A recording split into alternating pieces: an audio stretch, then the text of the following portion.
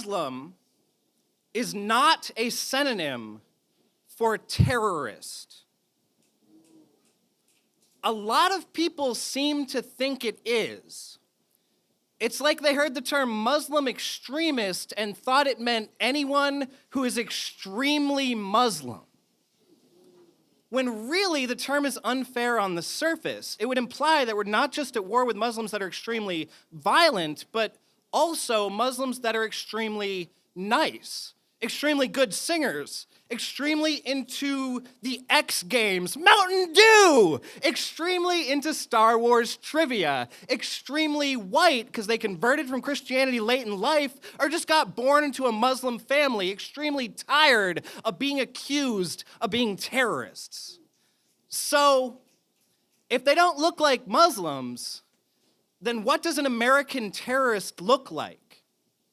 Well, most bombs dropped throughout history were dropped by hairy white hands like these.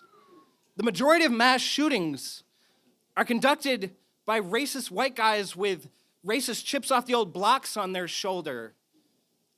When you're in airport security trying to pick the potential bomber out of line, don't bother with the guy already getting a hard time from TSA, but narrow your eyes instead at the guy with a little stubble and the hunting cap you thought was ironic. The truth is most American terrorists look like Timothy McVeigh, Ammon Bundy, and Dylan Roof. The truth is most terrorists in America look like me. They look like your white neighbor down the street. They look like Donald Trump Jr. Last year, a friend visiting from Egypt asked me what I thought about Donald Trump. I laughed and said, that guy is a joke. He certainly won't be the nominee. Most of us don't really believe that stuff, certainly not the majority. Please don't judge my people based on the words and actions of just a few bad men. But then he won the primary. And I grew so embarrassed for my country. And then he won the presidency, and that embarrassment turned into fear, into outright terror that we as a country could possibly make a mistake like that. So, if you want an example of what an American terrorist looks like, of somebody who is currently under investigation for threatening violence at his rallies in pursuit of political goals, just look at Donald Trump.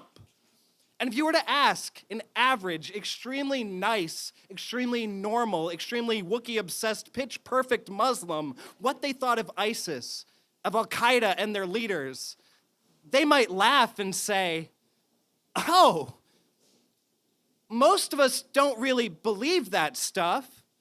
Certainly not the majority. Please don't judge my people based on the words and actions of just a few bad men.